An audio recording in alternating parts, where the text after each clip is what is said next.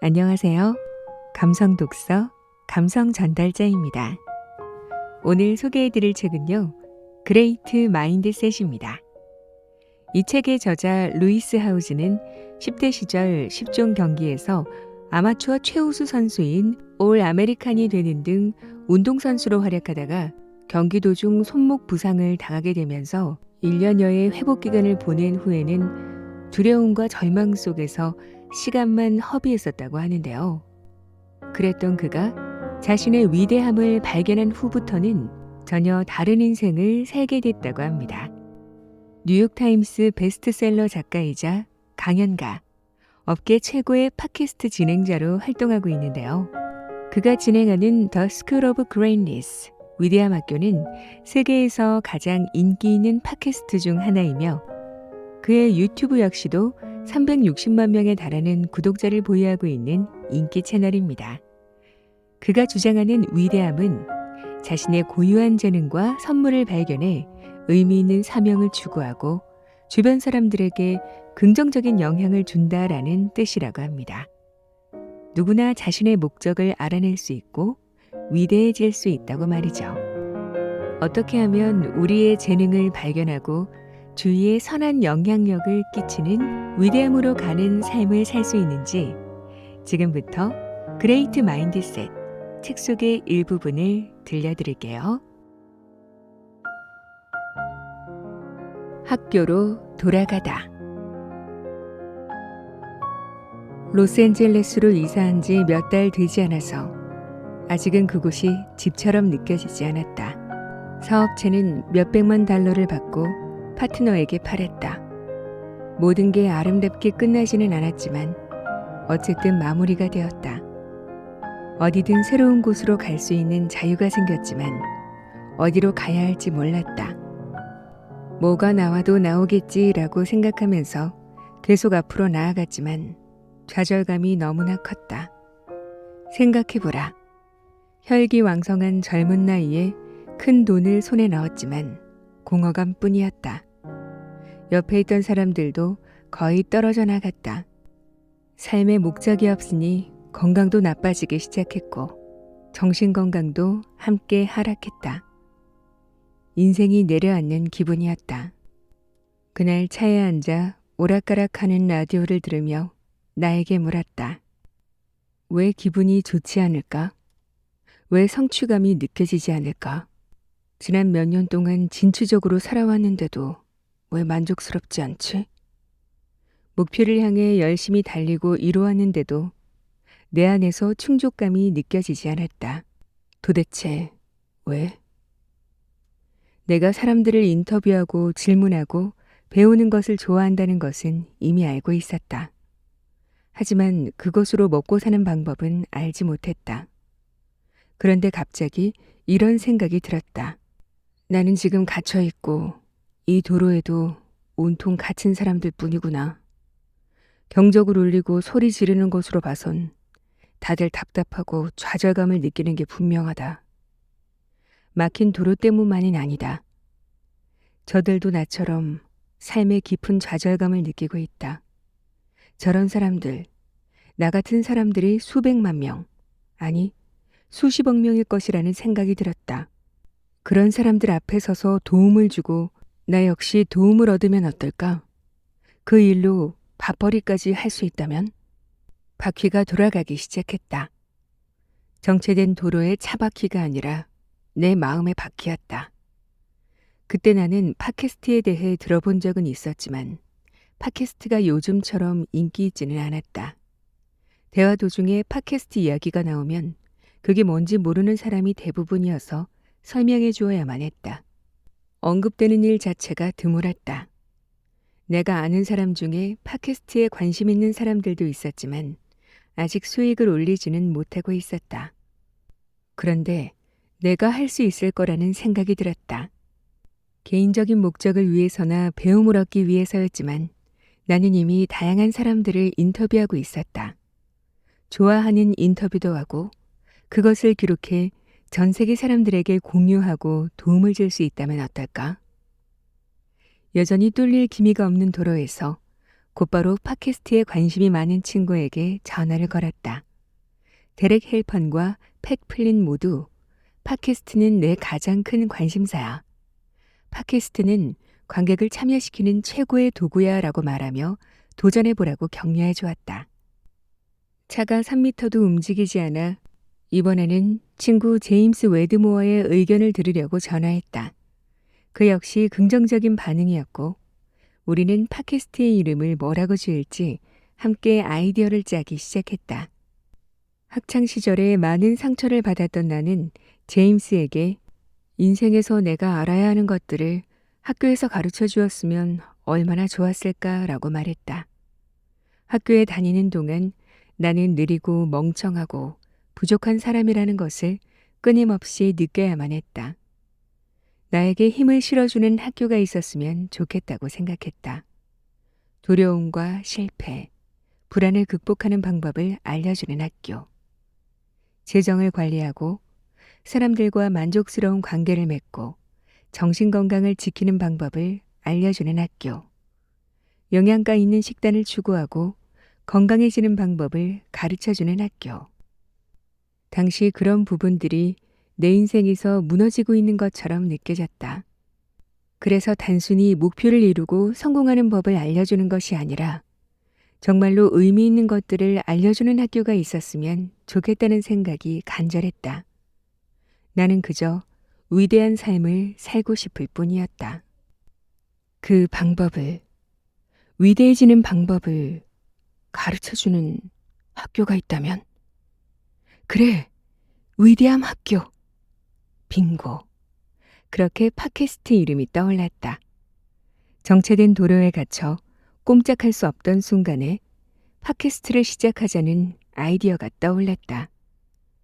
나를 이곳에서 꺼내주고 주변 사람들과 수백만 명이 의미 있고 만족스러운 삶을 살 수 있도록 도와주는 팟캐스트를 만들 것이다. 의미와 사명.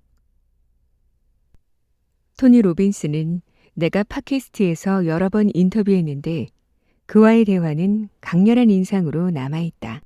그는 사람들이 미래를 위한 거대한 비전을 세우지 못하는 이유에 대해 무엇을 왜 하고 싶은지가 아니라 어떻게 해야 하는지에 집중하기 때문이라고 말한다. 자신만의 이유를 확실하게 알면 방법은 저절로 해결된다. 그 누구도 시작점에서는 사명이 어떤 식으로 완수될지 알 수 없다. 우리의 관점은 이 순간에만 해당하기 때문이다. 미래의 경험이 아니라 과거의 경험으로 만들어진 것이다. 우리가 앞으로 나아가는 순간 관점이 바뀌기 시작한다. 전혀 상상도 하지 못했던 기회의 문이 갑자기 열리고 존재 자체도 몰랐던 인맥이 갑자기 생긴다. 숨겨져 있던 비밀을 발견한 덕분에 예전에는 불가능했던 자원을 갑자기 이용할 수 있게 된다. 이 모든 것은 의미 있는 사명이 무엇인지 찾는 것에서 시작한다.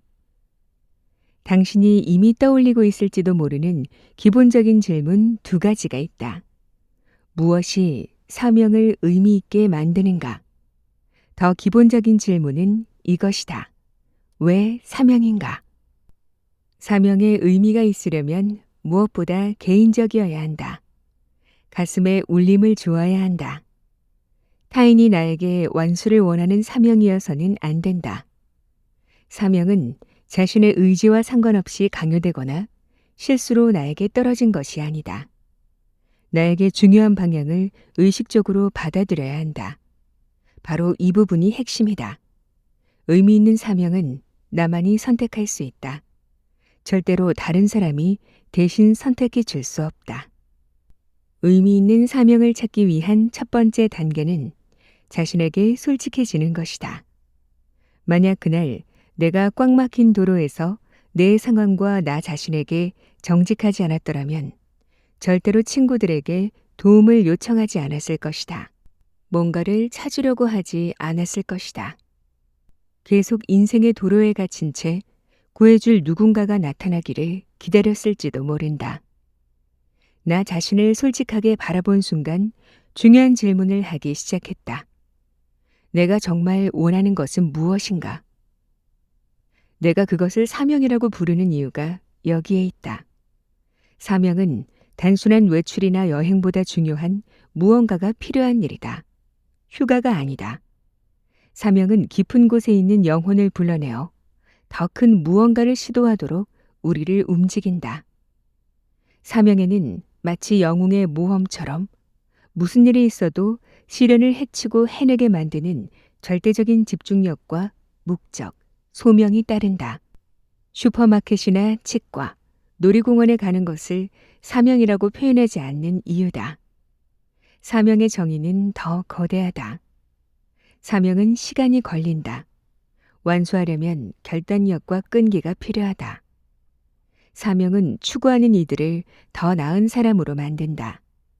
그리고 사명의 목적지는 당신이 예전에 성취한 그 어떤 것보다 더 웅장하고 더 위대한 법이다. 전에 해본 적 있고 쉽게 다시 할 수 있다면 사명이라고 할 수 없다. 지금 내가 어디에 있고 어떤 삶을 원하는지 나 자신에게 솔직해지자 의미 있는 사명이 윤곽을 드러내기 시작했다. 이제 내 사명은 분명하다. 매주 1억 명이 삶의 질을 개선하고 앞을 가로막는 장애물을 극복하도록 도와주는 것. 사명의 구체적인 숫자를 부여한 덕분에 목표에 도달하기 위한 행동을 수량화하고 진행 과정을 평가할 수 있었다. 이 목표에 도달하면 나는 전체적인 사명과 그 다음 인생 단계를 다시 평가할 것이다. 이것이 핵심이다. 내 사명은 팟캐스터, 작가, TV 프로그램 진행자 같은 것이 아니다. 팟캐스트 같은 플랫폼은 사명을 수행하기 위한 수단일 뿐이다. 지금 의미 있는 사명이 명확하더라도 앞으로 계속 그렇지는 않을 것이다. 사명이 계속 의미가 있으려면 우리가 시간의 흐름에 따라 성장하고 변화하는 동안 사명 역시 변화해야 한다. 나는 오랫동안 야구를 좋아했지만 언젠가부터 좋아하지 않게 되었다. 링크드인 사업은 나에게 성취감을 주었지만 거기에도 끝이 있었다. 괜찮다. 지금 내가 사람들을 돕는 수단은 위대함 학교라는 팟캐스트를 통해서이다.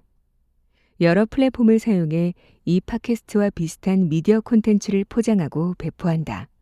하지만 언젠가 기술의 변화가 일어나거나 새로운 기회가 찾아와서 내 사명의 세부적인 내용이 바뀔 수도 있다. 미래가 어떻게 될지는 모르지만 이것만은 확실하다. 나의 의미 있는 사명은 성장을 거듭하면서 계속해서 사람들의 삶의 질을 개선하고 그들을 가로막는 장애물을 극복하도록 도와줄 것이다. 펜실베이니아 대학 워튼스쿨 교수이자 행동과학자인 케이티 밀크먼은 목적이나 사명을 분명하게 파악하여 북극성으로 삼을 수 있다는 것이 위대함의 본질이라고 설명한다. 우리에게 분명한 북극성이 있고 모든 측면에서 그 북극성을 지지하고 그것을 향해 나아가는 삶을 추구할 때 위대함과 함께하는 것이라고 말한다. 그렇기에 자신의 사명을 분명히 알면 그것을 중심으로 삶의 구조를 만들 수 있으므로 어떤 수단을 선택하든 의도적인 삶을 살 수 있다. 다시 말해서 사명의 수단은 변할 수 있다. 하지만 수단이 어떻게 변화하든 당신의 열정과 강점은 언제나 항상 당신이 스위트 스폿에서 세상에 중대한 영향을 미치도록 이끈다. 지금 놓인 삶의 단계에서 어떤 수단에 가장 끌리는지 생각해 보는 것이 중요하다. 예를 들어 사람들을 만나고 사람들에게 서비스를 제공하는 일에 열정이 있다고 우버 택시 운전기사가 되어야 한다는 뜻은 아니다. 물론 그 일이 당신에게 큰 에너지를 줄 수도 있다. 그 사실을 분명하게 알고 있으니 얼마나 멋진가. 당신이 사람들을 위해 일할 수 있는 수단 중에서 선택할 수 있는 것은 말 그대로 100만 가지도 넘는다. 의미 있는 사명을 분명히 알기 위해서 한 걸음씩 내디디고 자신에게 잘 맞는 수단을 실천하는 것이 핵심이다. 한 가지만 솔직히 말하겠다. 돈은 당신의 관점을 흐릴 수 있다. 지그 지글러는 이렇게 말했다. 돈은 인생에서 가장 중요한 것은 아니지만 있어야 한다는 척도로 보자면 돈은 산소에 가깝습니다. 나는 돈이 한 푼도 없을 때도 있었고 조금 있을 때도 있었고 결국 돈을 많이 벌었지만 모든 조건이 똑같다면 돈이 없는 것보다 있는 것이 더 낫다. 하지만 돈이 많다고 이겨내야 할 도전과 압박이 없다는 뜻은 아니다. 분명 돈으로 많은 것을 살 수 있고 다양한 선택과 자유도 가져다 주지만 충족감을 살 수는 없다. 의미 있는 사명을 찾을 때는 돈과 자신을 따로 떼어 놓아야 한다. 스스로에게 물어보라. 만약 돈이 문제가 되지 않는다면 나는 무엇을 할 것인가? 무엇이 매일 나에게 활력을 줄까? 당신의 사명을 이끄는 선택들이 그저 돈에 대한 욕망으로 움직이지 않도록 주의해야 한다. 그런 사명은 지속될 수 없기 때문이다. 의미 있는 사명은 한번 선택하면 끝나는 것이 아니다. 사명은 삶의 여정에서 이루어지는 끊임없는 평가다. 나는 오디오 전용 팟캐스트로 시작했다. 이제는 훌륭한 팀 덕분에 비디오도 만들고 있으며 계속 확장 중인 소셜미디어와 인기 유튜브 채널을 갖게 되었다. 사명을 이루기 위해 다양한 언어로 뻗어나가고 있으며 다른 유형의 수단도 탐구하고 있다. 사명은 단단하게 붙잡고 수단은 느슨하게 잡아라. 어떻기 때문에 왜에 집중하지 못하는 일이 있어서는 안 된다. 스위트 스폿을 찾아라. 지금 하는 일이 당신의 시간과 재능을 가장 잘 활용하는 방법인가? 자신의 스위트 스폿을 알면 이 질문에 대답할 수 있다. 스위트 스폿을 찾으려면 다음 3가지 요소에 대해 생각해 봐야 한다. 열정. 의미 있는 사명은 당신의 마음이 향하는 곳에서 시작된다. 나는 질문, 인터뷰, 배우는 것을 좋아했다. 자신에게 다음의 질문을 하고 가슴이 하는 말에 귀 기울여 보자. 무엇이 나를 빛나게 하는가? 무엇이 나를 침대에서 당장 일어나게 하는가? 돈이 문제가 되지 않는다면 내가 좋아하는 일은 무엇인가? 돈을 받지 않는다고 해도 매일 할 수 있을 것 같은 일은 무엇인가?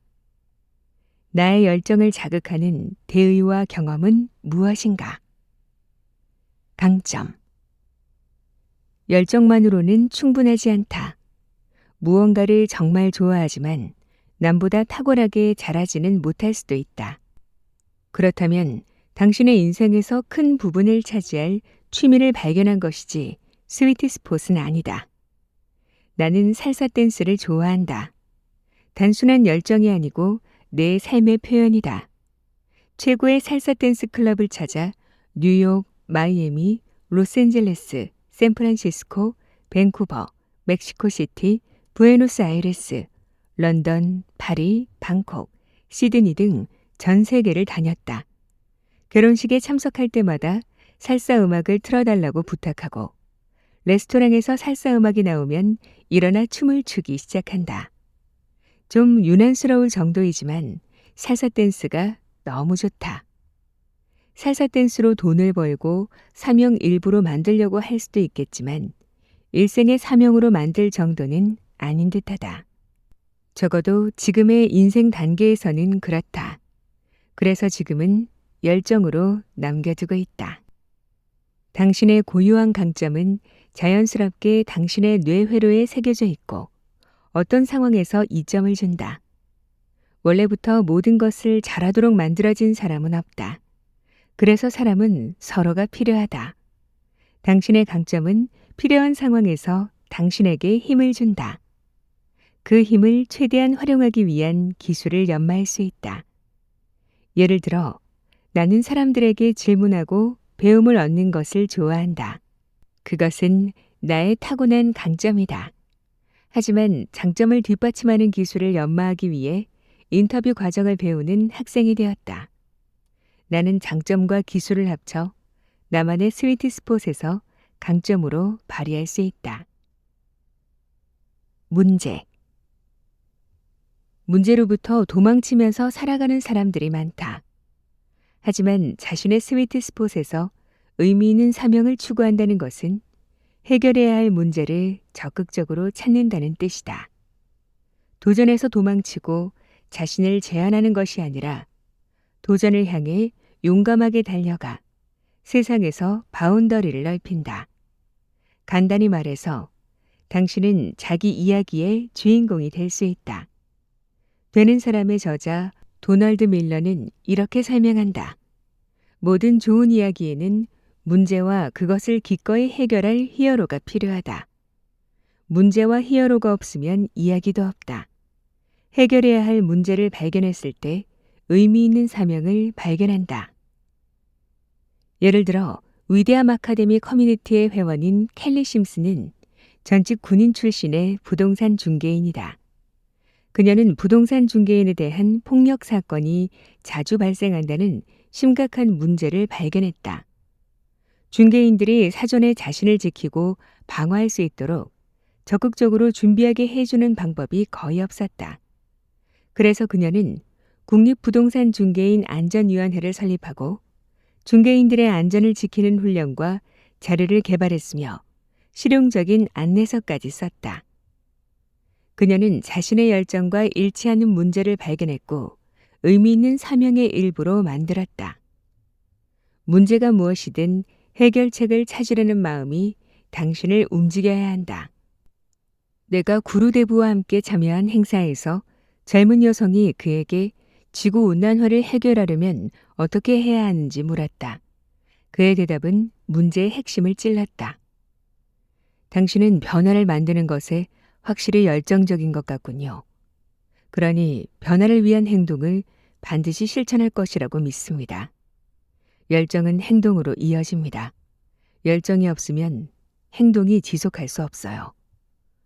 이렇게 문제 해결에 초점을 맞추는 것은 성취감과 행복감의 연료이기도 하다. 팟캐스트 해피니스 랩을 진행하는 예일 대학 로리 산토스 교수는 이렇게 말했다. 행복이 자신을 돌본다는 것은 잘못된 생각입니다. 하지만 과학에 따르면 행복한 사람들은 타인지향적입니다. 그들은 사람들에게 다가가 관계를 맺고 어떻게 하면 남들을 도울 수 있는지 남들의 행복을 걱정하죠. 그런 것들이 행복한 삶을 가져다 주는 듯합니다. 구루대부는 지성의 수준에 대해 다음 세 가지로 이야기한다. 1. 지성이 없는 사람들은 자신을 위한 즉각적인 즐거움을 찾는다. 2. 중간 수준의 지성을 갖춘 사람들은 의무감으로 일하고 규칙을 따르는 데 집중한다. 3. 최고 수준의 지성을 갖춘 사람들은 타인을 도와줌으로써 기쁨을 퍼뜨리고 싶어 한다. 매우 지적인 사람들은 단순한 의무감에서가 아니라 자신을 넘어서 배우자, 가족, 공동체의 문제 해결을 위해 도움을 주는 것에 관심을 기울인다. 이러한 지성 또는 인식의 묘미는 타고나는 것이 아니다. 누구나 선택하고 추구하고 키울 수 있다. 전 CIA 국장 존 브레너는 위대함을 자신이 아닌 다른 사람들에게 유익한 무언가를 성취하고 인류에 이바지하는 것이라고 정의한다. 그는 대중적인 인지도가 아니라 세상의 문제를 해결하기 위해 도전하는 의지가 필요하다고 덧붙였다. 개인을 넘어서는 일에 영향력이 있어야 의미가 있을 수 있다. 분명하게 말하자면 스위트 스폿을 찾자마자 사명이 명확해지는 것은 아니다. 열정과 강점을 실행에 옮기는 과정에서 명확성이 드러나기도 한다. 사명을 분명하게 알아내는데 5년이나 10년이 걸릴 수도 있고 그 후에도 필요한 기술을 연마하기 위한 게임 플랜이 필요할 것이다. 권력의 법칙, 유혹의 기술, 전쟁의 기술, 50번째 법칙 같은 뉴욕타임스 베스트셀러를 쓴 작가 로버트 그린은 처음부터 자신의 스위트 스폿을 알았던 것은 아니라고 말했다. 처음에 그는 신문기자가 되려고 했는데 재능은 있었지만 뭔지 모를 거부감을 느꼈다. 그래서 텔레비전과 영화의 각본을 쓰는 일을 차례로 해보았다. 괜찮았지만 스위트 스포처럼 느껴지지 않았다. 10년 동안 이 분야에서 저 분야로 전전하던 그는 계속 연마 중인 기술을 이용해 특정 주제에 대한 자신의 열정을 추구하기로 결심하고 책을 썼다. 그리고 그의 책, 권력의 법칙이 인기를 얻으리라고 생각한 사람은 거의 없었다. 하지만 이 글을 쓰는 지금, 그 책은 아마존에서만 서평이 35,000개가 넘고 그가 세계에 미치는 영향력도 계속 커지고 있다. 스위트 스폿과 의미 있는 사명을 찾는데 시간이 걸려도 괜찮다. 정상이다. 찾을 때까지 절대로 멈추지 말고 계속 앞으로 나아가라. 디폴트 모드. 미국의 작가이자 자기계발 분야의 강연자 댄 밀먼은 청중에게 실패를 두려워한 적 있는 사람은 손들어 보세요라는 말을 자주 한다. 그에 따르면 언제나 80% 이상이 손을 든다. 내가 관객들에게 같은 질문을 했을 때도 비슷한 반응이 나왔다. 누구나 실패에 대한 두려움을 느낀다. 하지만 그 두려움은 의미 있는 사명을 추구하는 것을 방해한다. 댄이 말했듯이 자기의심은 삶의 목적을 방해한다. 댄은 자기의심에서 벗어나는 가장 좋은 방법은 여정에서 마주칠 문제가 아니라 목적, 즉 의미 있는 사명에 집중하는 것임을 깨달았다. 나도 그것이 진실임을 깨우쳤다. 나는 프로 운동선수로 뛸 때 실패가 성공을 향한 여정의 일부라고 배웠다. 공을 잡는 방법을 배울 때는 실패를 겪기 마련이다. 기회를 놓치면 다시 조정하면 된다. 실수하면 깨달음을 얻고 다른 방법을 시도한다. 나에게 실패는 연습의 일부분이었고 실력을 가다듬어 목표를 향해 나아가는 방법을 배우는 과정이었다. 운동선수일 때는 실패가 목표 달성을 위해 감정적, 정신적으로 꼭 필요한 단계라는 사실을 알았기에 실패가 두렵지 않았다. 앞에서 언급했듯이 우리는 어린 시절의 경험을 통해 그 사실을 잘 알고 있다. 걷는 법을 배우는 아이가 단번에 성공하리라고 생각하는 사람은 한 명도 없다. 당연하다. 모든 아이는 걸음마를 배우는 과정에서 수없이 비틀거리며 넘어진다. 하지만 아이가 절대로 걷지 못하리라고 말하는 사람은 없다. 오히려 일어나 다시 도전하도록 격려해준다. 다시 시도하지 않는 것만이 성공을 가로막는 유일한 방해물이기 때문이다. 하지만 우리는 나이가 들수록 실패에 대한 두려움이 비정상적일 정도로 커지게 내버려둔다. 실패와 두려움은 인간이 느끼는 당연한 감정이다. 캐나다의 심리학 교수 조던 피터스는 말한다. 두려워하지 않는 법을 배우기 전에는 항상 두려움을 느낍니다. 두려움은 인간의 기본 모드다. 실패를 두려워하는 것은 정상이라는 뜻이다. 하지만 두려움에서 도망치는 것은 답이 아니다. 두려움이 자신을 정의하도록 내버려두는 방법도 효과적이지 않다. 피터스는 이렇게 말한다. 두려움의 대상에 노출될수록 그것을 덜 두려워하게 됩니다. 믿기지 않을 수도 있지만 내가 가장 두려워하는 것 중 하나는 사람들 앞에서 말하는 것이었다. 토스트 마스터즈에 들어가 매주 작은 규모의 청중에게 연설하기 시작하면서 편해졌다. 그리고 2만 명이나 되는 사람들에게 정기적으로 강연하면서 많은 돈을 받게 되었다. 하지만 아주 편해진 것은 아니었다. 절대로. 강연 일정이 잡힐 때마다 내가 무대에서 어떻게 보일지 두려웠다. 말 실수할까봐, 사람들의 비웃음에 창피당하고 당황스러울까봐 걱정스러웠다. 무대로 가는 길에 계단에서 넘어지거나 말을 더듬다가 머릿속이 완전히 하얘질까봐 걱정스러웠다. 큰 행사를 앞두고 몇 시간 전에 코치 중 한 명인 크리스리에게 두려움에 대해 털어놓았다. 그는 그 두려움이 전부 나에 관한 내용, 즉 내가 어떻게 보일까? 내가 어떻게 느낄까? 내가 실수하지는 않을까? 라는 사실을 지적하면서 머릿속에서 실행되고 있는 각본을 뒤집으라고 조언했다. 다른 사람들을 도와주고 싶다는 목적으로 초점이 향하면 어떨까? 나는 왜 강연하는가? 나를 위해서? 아니면 청중을 위해서? 다른 사람들에게로 초점이 옮겨가자 내 안에서 변화가 일어나기 시작했다. 크리스는 내가 그래서 다음에는 이라고 부르게 된 기법으로 나에게 질문을 던졌다. 할 말을 잊으면 어떡하지?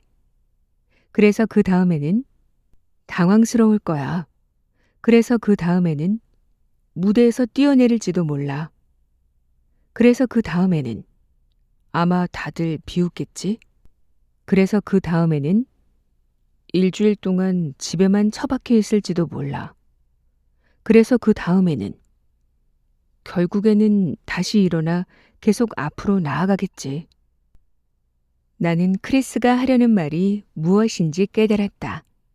최악의 상황이 닥쳐도 결국 나는 괜찮아질 것이고 재미있는 이야기거리가 하나 생길 것이다. 그러니 불안은 모두 건너뛰고 처음부터 다 괜찮을 거야 라는 마음으로 시작하면 어떨까? 그 깨달음 이후 큰 변화가 찾아왔다. 나는 티켓 거래 플랫폼 스톱허브의 회장 수킨더 싱 캐시디가 선택 이후의 선택이라고 부르는 것의 힘을 깨달았다. 사람들을 도와주고 싶다는 목적에 집중하자 나에게 닥칠지 모르는 일들에 대한 두려움은 무의미해졌다. 실패는 무엇을 가르쳐 주는가? 일반적으로 두려움에는 두 가지 유형이 있다. 첫 번째 유형은 위험한 것에 대한 건강한 두려움이다. 세상에는 정말로 우리가 두려워해야 할 것들이 있다. 실제로 우리에게 해를 끼칠 수 있는 것들이다. 그럴 때 투쟁 도피 본능은 우리를 지키는데 큰 도움이 된다. 두 번째는 상처 입은 두려움인데 감정적으로나 정신적, 신체적으로 우리를 가로막아 위대함으로 나아가는 결정을 방해한다. 이 두려움은 우리를 과거에서 살아가게 한다. 실질적인 위험 때문에 느끼는 두려움이 아니라 심리적인 두려움이다. 보통 실패에 대한 두려움은 현실적인 위험에 대한 두려움이 아니라 심리적인 두려움에 속한다. 뭔가에 실패하면 세상이 끝날 것 같지만 대개 그런 일은 거의 드물다. 실패보다 더 나쁜 것이 있음을 기억해야 한다. 도전하지 않은 것에 대한 후회이다. 실패는 우리가 배우고 성장하도록 도와줄 수 있다. 실패할 수도 있고 심지어 비난받을 수도 있다. 하지만 효과적이지 못한 방법을 깨우치는 기회로 받아들인다면 다음번에는 더 낫고 어쩌면 더 위대한 결과를 만들어낼 수 있을 것이다. 예를 들어 로버트 그린은 권력의 법칙이 큰 인기를 끈 후 획기적인 성공을 확신하고 새로운 책을 썼다. 그런데 1년 동안 공들여 쓴 원고를 출판사에 보냈지만 퇴짜 맞고 말았다. 로버트는 큰 충격을 받았다. 출판사는 독자들은 로버트의 생각에 더 관심이 있는데 그가 래퍼 50센트와 협업한 바람에 그의 관점보다는 50센트의 관점이 두드러진 책이 되었다는 것이 문제라고 피드백을 해주었다. 하지만 로버트는 포기하지 않았고 실패에서 배움을 얻는 쪽을 선택했다. 그는 피드백을 가슴에 새기고 8개월 동안 다시 글을 써서 다른 출판사를 찾아갔다. 로버트 그린과 50센트가 쓴 책 50번째 법칙은 역시나 큰 성공을 거두었다. 로버트가 나에게 말했듯이 그는 실패를 방향을 바꾸거나 자신을 개선하는 기회로 보는 법을 배웠다. 그는 혼란에 빠진 삶에 대해 너무도 잘 알고 있었다. 2018년에 그가 뇌졸중을 앓으면서 몸의 거의 절반이 기능을 멈췄다. 하지만 그는 그 경험을 축복이라고 부른다. 어떤 날도 마지막 날이 될 수 있다는 사실을 가르쳐 주었기 때문이다. 로버트는 이렇게 말한다. 패배와 실패는 당신에게 일어날 수 있는 가장 위대한 일입니다. 실패는 당신에게 한계를 가르쳐주고 무엇을 잘못했는지 깨닫게 해주죠. 다음번에는 어떻게 다르게 하면 되는지를 알려줍니다. 그는 이런 태도로 거센 영향력을 일으킬 또 다른 책을 쓰면서 계속 앞으로 나아갔다. 성공은 그렇게 많은 성찰을 가져오지 않는다. 실패야말로 우리가 성장하는 방법이다. 사라 제이크스 로버츠는 우리가 실패한 후 포기하는 이유는 성공을 통해 자신의 가치를 더하려 하기 때문이라고 말한다. 그녀는 성공은 결과가 아니라 과정입니다 라고 말한다. 자신의 가치가 특정한 결과에 달려있다는 생각을 버리면 실패에서 자유롭고 배우고 앞으로 나아감으로써 위대해질 수 있다. 댄 밀먼도 실패는 배움이라는 사고방식으로 살아가는 훌륭한 본보기이다. 그는 60세의 나이에 외발 자전거 타는 법을 배우기로 했다. 외발 자전거를 빌려준 친구가 지혜로운 조언도 해주었다. 테니스 코트에서 연습하라고. 댄은 헬멧을 쓰고 외발 자전거에 올라타 긴장한 상태로 테니스 코트의 체인링크 울타리를 꽉 잡았다. 페달을 밟자마자 외발 자전거가 앞으로 튀어나갔고 그는 울타리를 붙잡고 매달린 상태가 되었다. 그 후로도 계속 실패만 했다. 일주일 동안 매일 연습한 끝에 페달을 6번 밟은 후에 자전거에서 떨어질 수 있게 되었다. 2주 후에는 페달을 12번 밟았다. 3주 차에는 무려 팔자 모양으로 달릴 수 있게 되었다. 이 경험은 그에게 2가지를 가르쳐 주었다. 첫째, 습관을 바꾸든 외발 자전거를 타는 법을 배우든 처음에는 뭐든지 어려운 법이다.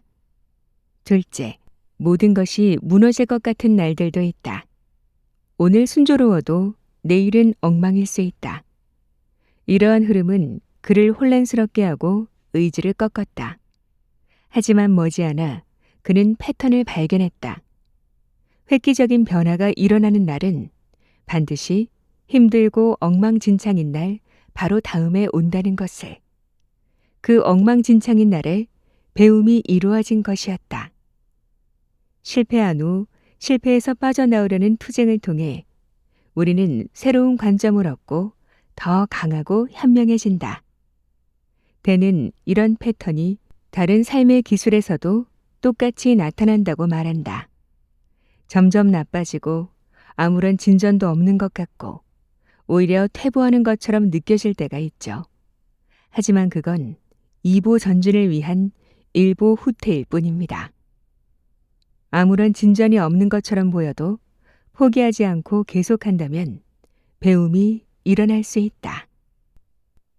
드림킬러, 자기 의심. 세상에서 꿈을 가장 많이 죽이는 것이 무엇인지 아는가? 바로 자기 의심이다. 너무도 많은 사람이 스스로 성공할 수 있다고 믿지 않아서 실패한다. 실패, 성공, 타인의 시선에 대한 두려움도 강력하고 해로운 자기 의심에 한몫한다. 나는 꿈을 죽이는 이 살인마를 중학교 때 직접 보았다. 그때 내가 동경하던 엄청난 재능을 가진 선배 농구 선수가 있었다. 기이할 정도로 폭발적인 점프력의 소유자였다. 1m 이상을 점프해 360도 덩크슛을 할 수 있었다. 정말 놀라운 운동신경을 가진 사람이었다. 당시 키도 작고 깡마른 13살의 내 점프 실력으로는 농구 골대에도 닿기 어려웠다. 당연히 나는 내 능력을 의심할 수밖에 없었고 그 선배는 분명히 프로 선수가 될 것이라고 확신했다. 하지만 그는 엄청난 재능이 있는데도 자신을 믿지 않았다. 매번 압박감으로 다리 힘이 풀렸다. 잠재력을 펼치지 못하는 그를 보면서 아무리 놀라운 재능을 가졌어도 자신을 믿지 못하면 소용없다는 것을 깨달았다. 더 중요한 깨달음은 이것이었다. 승자의 마인드셋으로 열심히 노력해서 시련을 극복하려는 의지만 있다면 가장 뛰어난 재능을 갖고 있지 않아도 된다는 것. 프로 운동선수 트레이너 팀 그로버도 이에 동의했다. 그는 재능이 조금 덜하더라도 최선을 다해 모든 것을 쏟아붓는 선수들과 훈련하는 것이 더 좋다고 말했다. 그의 경험상 그런 선수들이 가장 훌륭한 결과를 냈다. 그들은 승자가 되었다. 위대해졌다. 나는 충분하다.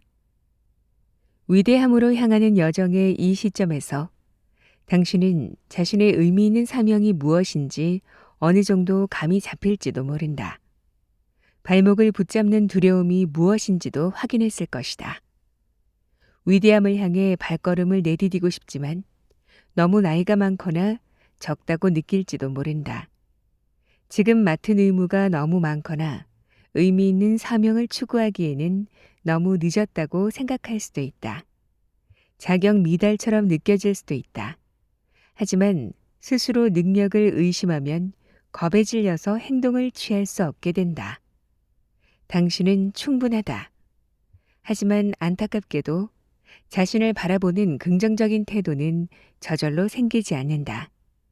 보통은 환경이 자기 비하적인 사고방식을 만든다.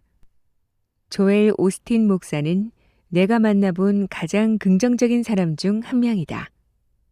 그는 긍정적인 태도와 자신감은 낙관적으로 많은 격려를 해준 부모님 덕분이라고 말한다. 부모님은 그의 능력과 가치를 자주 확인해 주었다.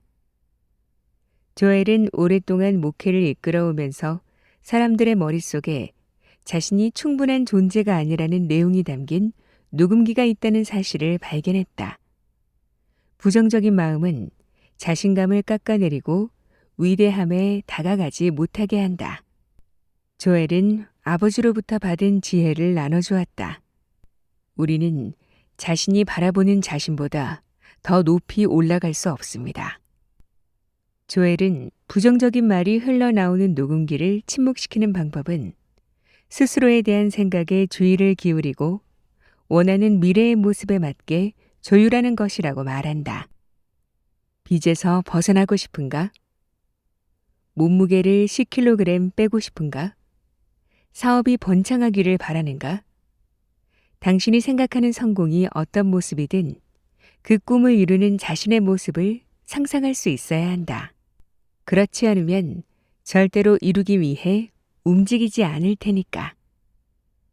당신은 자신의 능력을 의심하지 않으며 자기 불신으로 힘들어하지도 않는다고 생각할지 모른다. 그런데 자기 의심에는 또 다른 형태가 있다. 바로 자기 가치에 대한 의심이다. 스스로 위대해질 자격, 아니 조금이라도 성공할 자격이 없다는 생각과 싸우는 사람들이 너무도 많다. 그래서 나는 친구 댄 밀먼이 네, 감사합니다를 알려주었을 때 정말 고마웠다. 간단하지만 매우 효과적인 방법이다. 성공의 기회가 다가오면 스스로 받을 자격이 있다고 믿고 그냥 간단히 세상에 네, 감사합니다라고 말하면 된다. 이렇게 반응하는 연습을 하면 자신이 가치 있고 마땅한 자격을 갖춘 사람임을 받아들이게 된다. 당신은 다른 사람보다 더 많은 자격이 있는 것도 아니고 덜한 것도 아니다. 우리는 스스로 성공할 자격이 있다는 믿음이 없어서 자신을 파괴할 때가 많다. 나는 충분하지 않은 사람이고 가치가 없는 사람이라고 생각하는 것이다. 자신의 가치를 믿지 않으므로 성공을 거두어도 일시적인 것에 불과하다고 결론 짓는다. 결국 자신도 모르게 자신에게 더 가혹해진다. 이 모두가 보상받을 자격이 없다는 믿음 때문에 생기는 일이다. 자기 가치를 믿지 않으면 실패에 대한 두려움이 결국 현실로 이루어진다. 자신의 가치를 믿지 않으면 성공의 가능성이 제한된다. 자신의 가치를 믿지 않으면 남들의 시선이 두려워서 결국 타협을 선택한다. 친절함으로 자신을 대하는 연습을 하거나 댄의 조언대로 매일 스스로에게 물어보자. 오늘은 내가 얼마나 잘할 수 있을까? 자신을 긍정적으로 받아들이는 연습을 한다면 언젠가 나는 위대해질 자격이 있다라고 말할 수 있을 것이다. 나는 어떤 코치일까? 자신을 망치는 것이 아니라 성장시키는 사람이 되기 위한 실질적인 행동은 무엇인가? 이제 그렇게 놀랍지도 않겠지만 스포츠에 먼저 비유해 보겠다. 내가 풋볼 선수였을 때 나를 비판하고 굴욕감을 주는 코치들이 있었다. 아무리 최선을 다해도 모욕을 주고 물어뜯었다. 그런가 하면 사랑으로 가르침을 준 코치들도 있었다. 엄하지만 크나큰 애정을 담아 긍정적으로 이끌어 주었다. 다른 선수들 앞에서 본보기로 나를 비판하기도 했지만 진심으로 내 성장을 바란다는 것을 알 수 있었다. 이 두 가지 유형의 코칭 방식에는 강력한 차이가 있다. 이와 비슷하게 우리는 자신에게 최고의 코치가 되거나 최악의 비판자가 될 수 있다. 사랑으로 가르쳐주는 코치는 이렇게 말할 것이다. 난 충분한 사람이고 있는 그대로의 나를 사랑해. 그리고 나는 더 나아지려고 노력하고 있어. 반면 두려움으로 이끄는 비판자는 이렇게 말한다. 나는 충분하지 않아. 내면의 비판자도 더 나아지려고 하지만 부정적인 이유에서 출발한다. 반면 사랑 가득한 코치는 언제나 우리에 대한 애정으로 움직인다. 자기 의심을 치유하려면 사랑 가득한 코치의 마인드셋으로 바꾸고 남들과 비교하는 것을 그만두어야 한다. 남과 비교하지 말고 과거의 나와 비교하라. 지금의 나를 지난달의 나 또는 작년의 나와 비교하면 얼마나 발전했는지 잘 보일 것이다. 그러면 개선을 확인하고 새로운 목표를 세울 수 있다. 여기에서 주의해야 할 점은 충분하지 않아서 개선하는 것이 아니라는 것이다. 성장 마인드셋으로 살아감으로 개선하는 것이다. 자신감을 올리는 두 번째 실용적인 방법은 서로 지지해주고 함께 배우는 공동체에 둘러싸이는 것이다. 나는 동기부여 강연자이자 작가인 사이먼 사이넥에게 자기 의심이 있는 상태에서 믿음을 심으려면 어떻게 해야 하는지 물어보았다. 그는 힘든 시간을 보내느라 자신에 대한 의심으로 가득했던 친구의 이야기를 들려주었다. 사이먼은 친구를 격려하는 방법으로 자신감을 찾아주려고 했지만 소용이 없자 전략을 바꾸었다. 그는 친구에게 어떤 기술을 배우는 것을 도와달라고 부탁했다. 그는 잘 모르지만 친구는 재능이 있는 분야였다. 조언을 받는 사람에서 해주는 사람이 되자 친구의 자신감이 갑자기 치솟았다. 만약 당신이 어떤 분야에서 충분하지 않다고 생각한다면 자신 있는 기술을 이용해 공동체에 봉사하는 방법을 찾아라. 그 다음에는 공동체의 다른 구성원에게도 같은 기회를 준다.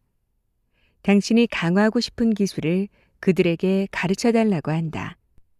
이렇게 하면 자신감이 부족한 분야를 보완할 수 있고 잘하는 분야에 대한 인식도 커진다.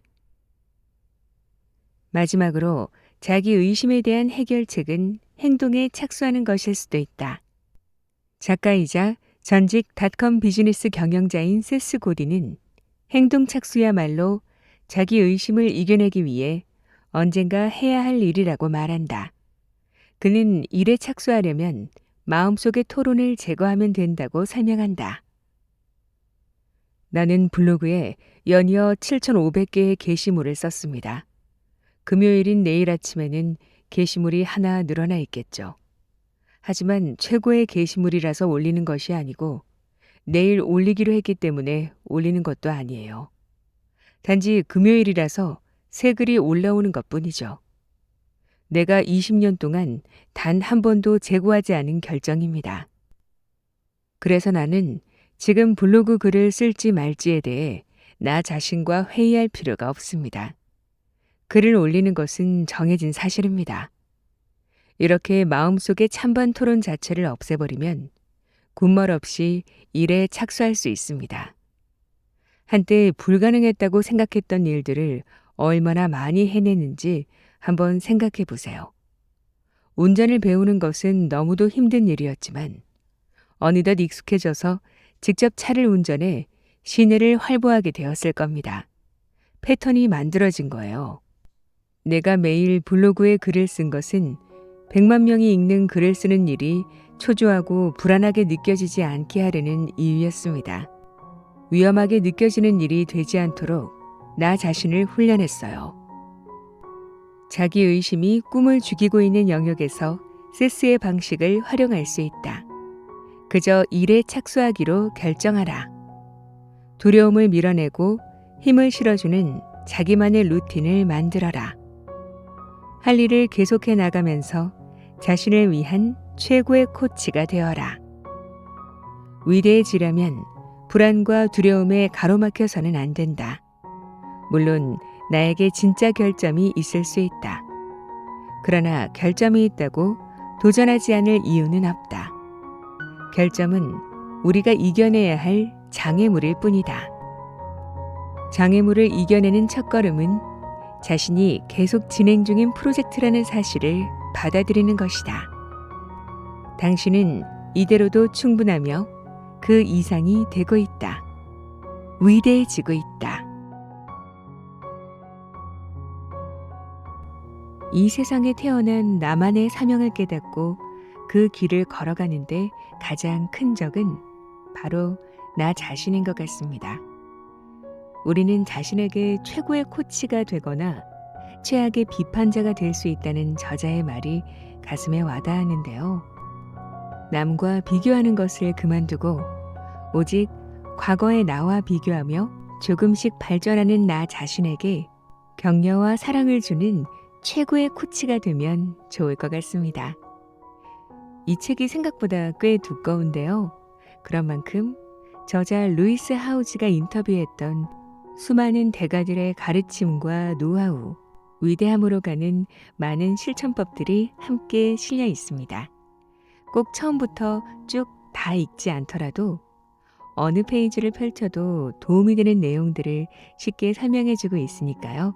한번 읽어보시면 도움이 되실 것 같습니다. 오늘도 끝까지 함께 해주셔서 감사합니다. 그럼 저는 또 좋은 책으로 찾아뵐게요.